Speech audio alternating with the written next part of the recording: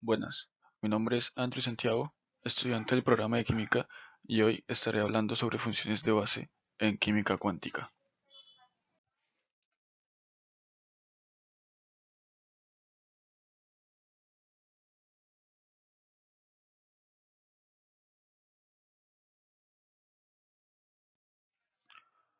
Funciones de base. Estas son un conjunto de funciones matemáticas a partir de las cuales se constituye la función de onda. Para átomos de hidrogenoide se puede obtener la expresión exacta de la función de onda. Esto puede ser para orbitales atómicos 1s, por orbitales atómicos 2s, 1p, etc. Y estas pueden utilizarse para construir funciones un poco más complejas que busquen representar, por ejemplo, a los orbitales moleculares.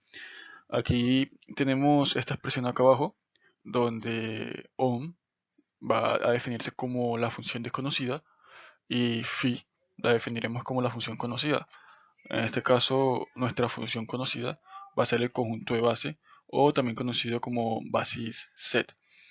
Debemos tener claro que el éxito de los cálculos estos van a estar directamente relacionados con la correcta elección de la base, por lo cual tenemos varios tipos de base y tenemos que elegir correctamente qué tipo de base o con qué tipo de función de base debemos trabajar. Tenemos que tener claros también el número de funciones, digamos que cuando mayor sea la base, mayor será la representación. Y también tener claro el tipo de función base, como ya dije. También cuando mejor sea la función matemática, menor será el número de funciones requeridas para alcanzar el mismo nivel de precisión. Tipos de funciones base. Tenemos varios tipos de funciones base, pero las principales, en este caso, serían la función de base de Slater, como sus iniciales sería STO en inglés, Slater Type Orbitals, o la función de base gaussiana, sus iniciales GTO, Gaussian Type Orbitals. Eh, a raíz de estas se pueden derivar también otras funciones de base, como sería en el caso de la función de base gaussiana. Función de base gaussiana simple, como en este caso, se le llama función de base gaussiana primitiva. Y de esta se deriva la función de base gaussiana contraída. Pero ya esto lo vamos a ver un poco más adelante, que es otro tipo de función de base derivada de la gaussiana. En esta simplemente quiero mostrar un gráfico en el cual vemos la relación entre las dos gráficas. Vemos la línea azul que corresponde a la función de base de Slater y la línea puntillada de negro sería la gráfica de la función de base gaussiana. Observando bien podemos ver que la función de base de Slater tiene una cúspide nuclear correcta, algo que no ocurre con la función de base gaussiana, que no tiene esta cúspide nuclear. También hay que tener claro que las funciones de Slater o STO tienden a describir mejor las características de los orbitales. Quiere decir que vamos a necesitar un número menor de funciones de Slater que en comparación a la cantidad de número de funciones gaussianas. Entonces es como que vamos a tener una mayor rentabilidad usando las funciones de Slater.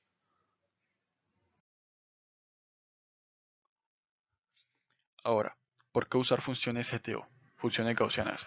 Sabemos que lo que buscamos con esto es evaluar las integrales bioelectrónicas de cuatro centros, pero entendemos de que esto es algo muy costoso computacionalmente hablando y más en el contexto de la teoría de la función de onda electrónica. Digamos que esto se debe a la reposición electrostática, a la precisión requerida o al tamaño del sistema. Algo que debemos también tener claro es que las funciones de Slater no hay soluciones analíticas de las integrales de cuatro centros, por lo que estas se tienen que resolver numéricamente. Esto hace que la preferencia vaya directamente hacia las funciones gaussianas. Eh, Aquí en el cuadro celeste, tenemos una expresión en la cual muestro cómo el producto de dos funciones gaussianas en diferentes centros, claramente ahí lo vemos, va a ser igual a una constante por una función gaussiana. ¿Qué buscamos con esto? Con esto buscamos es que la función gaussiana en las integrales bioelectrónicas de cuatro centros se conviertan en integrales bioelectrónicas de dos centros. Y esto lo que haría es que vamos a tener un cálculo mucho más rápido y eficiente. Ahora surge una pregunta. ¿Cuál escoger? si la función de base gaussiana o la función de base Slater. Tal como dije anteriormente, hace que la preferencia, o sea, el hecho de que la función de Slater no tenga una solución analítica de las integrales de cuatro centros, hace que la preferencia vaya directamente hacia la función gaussiana, que aparte también es computacionalmente más eficiente.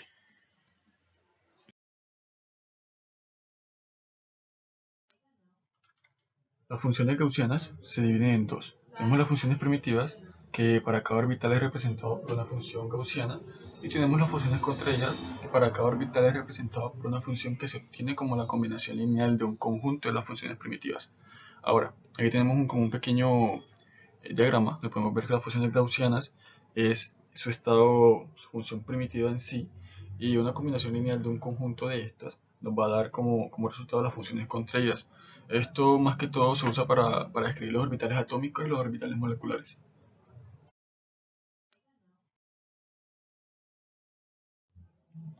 Hare, Stewart y Popol en 1969 fueron los primeros en estimar coeficientes de contracción y exponentes óptimos para reproducir las funciones Slater con las funciones gaussianas contraídas para un gran número de átomos de la tabla periódica. En nuestra primera expresión podemos ver cómo m nos representa la extensión de la contracción. Esto sabiendo también que entre mayor sea nuestra m, vamos a tener un mejor resultado, pero como dije anteriormente, vamos a generar un mayor costo computacional. Vamos que todo esto con las funciones contraídas lo que buscamos es mejorar la eficiencia de la representación del orbital. Esto significa que en lugar de utilizar una única función gaussiana para describir un orbital, vamos a utilizar varias funciones gaussianas con diferentes exponenciales. Estos exponenciales se les va a conocer como el coeficiente de contracción y los centros para ajustarse mejor a la fórmula del orbital. Una fórmula general de una función gaussiana contraída se puede expresar así como mi segunda expresión, donde n va a ser el número de funciones gaussianas individuales de la expansión, d sub i va a representar los coeficientes de contracción, alfa sub i van a ser los parámetros de contracción que van a determinar la anchura de las funciones gaussianas, y r sub i va a representar los centros gaussianos. Todo esto con las funciones gaussianas contraídas, más que todo se utiliza en métodos cuánticos con la teoría de la función de onda Hartree-Fock y la teoría del funcional de la densidad para aproximar los orbitales atómicos y moleculares, y todo esto en una variedad de sistemas químicos.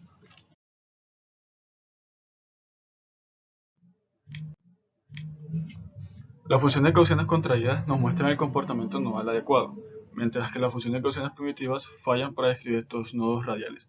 Esto más que todo por la dificultad de cambiar de signo en la región nodal de manera precisa. Esto lo podemos observar, por ejemplo, en los orbitales 2s, mientras que las funciones gaussianas contraídas, al ser unas combinaciones lineales de las funciones gaussianas más simples con signos positivos o negativos, nos permiten adaptarnos mejor a estos cambios de signos que son necesarios en la región nodal. Esto nos va a permitir una representación más precisa de la distribución electrónica alrededor de los núcleos atómicos.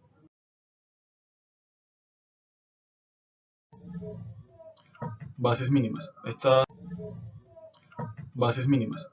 se usan solo las funciones imprescindibles para representar todos los electrones del sistema. Entonces, tenemos que una función contraída por cada orbital atómico. En este caso, tenemos el átomo de hidrógeno y el de helio. Tenemos una función S, o sea, 1S. Tenemos un total de una sola función contraída. Para el elemento de segundos periodos como el litio y el neón, tenemos dos funciones S, que son 1S y 2S, y un conjunto de tres funciones P, el PX, PY y PZ, o cual nos da un total de 5 funciones contraídas. Y para los elementos del tercer periodo, como el sodio o el argón, tenemos tres funciones S, o sea, 1S, 2S y 3S, y dos conjuntos de tres funciones P, o sea, 2P y 3P, para un total de 9 funciones contraídas. Entonces, tenemos un ejemplo, será el ejemplo del Slater STO 3G, el cual es conocido por ser un conjunto de base relativamente pequeño y muy simple, lo que lo hace, digamos, que adecuado para que sea escogido para hacer cálculos rápidos y eficientes.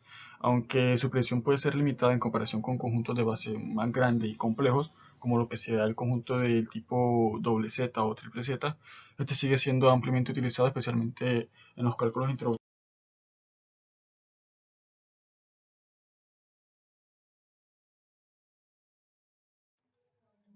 También tenemos las funciones doble Z y triple Z. Estas funciones, digamos que son extensiones de conjuntos de funciones base que buscan mejorar la descripción cuántica de los electrones en comparación con conjuntos mucho más simples. Vemos que estos conjuntos son utilizados en cálculos ya mucho más avanzados de estructura electrónica en química cuántica. Pero de igual forma en el doble Z tenemos dos funciones contraídas por cada orbital atómico. Por eso para el átomo de hidrógeno y de helio tenemos un orbital, entonces tenemos dos funciones contraídas. Para los elementos del segundo periodo como el litio y el neón tenemos 10 fusiones contraídas, y para los elementos del tercer periodo como el sodio y el argón tenemos 18 fusiones contraídas. Algo similar pasa con el triple Z, solamente que para cada orbital atómico tendremos tres funciones contraídas. En este caso, para el helio y el hidrógeno tenemos tres funciones contraídas, y para los elementos del segundo orden como el litio, 15 fusiones contraídas, y los elementos del tercer periodo tenemos 27 funciones contraídas. Para la valencia desdoblada se trabaja con las bases de Powepull. Esas bases de Powepull se utilizan más que todo para los cálculos teóricos de estructura electrónica basada en la química cuántica. Aquí tenemos dos conjuntos de funciones base, empezando por la primera, la función base 321G. Este conjunto es bastante utilizado para los cálculos de estructura electrónica. Vemos que su notación nos va a describir la cantidad y el tipo de funciones gaussianas que se utilizan para aproximar la función de onda de un sistema molecular. Por ejemplo, en la notación de este primer conjunto de funciones base, vemos el número 3. Este número 3 nos indica que hay tres conjuntos de funciones gaussianas que están siendo utilizados para representar la capa más interna, o sea, el núcleo de cada uno de los electrones alrededor del átomo de la molécula. El 21 nos indica que hay dos conjuntos de funciones gaussianas que están siendo utilizadas para representar la capa más externa, o sea, en este caso la valencia. Y la G nos indica que se está utilizando funciones gaussianas para aproximar la forma de las funciones de onda electrónica. Siendo así, tenemos que estos conjuntos de base, por ejemplo el primero, el 321G, tenemos que cada función de la capa interna se describe con una función contraída, que es la combinación lineal de tres funciones primitivas, así como nos muestra la ecuación, demostrando que cada electrón de la capa de valencia se describe con dos funciones. Va a tener una interna formada por combinación lineal de dos funciones primitivas, y una externa que va a constar de una función primitiva también, pero con un exponente orbital más pequeño. Para nuestro segundo conjunto de base tenemos el 631G. Tenemos que para cada electrón de la capa de valencia se describe con una función contraída que viene siendo la combinación lineal de seis funciones primitivas, así como lo tenemos en nuestra ecuación. Tenemos que cada electrón de la capa de valencia se describe con dos funciones, una interna formada por la combinación lineal de tres funciones primitivas y una externa igualmente con una función primitiva también de un exponente orbital menor que las demás.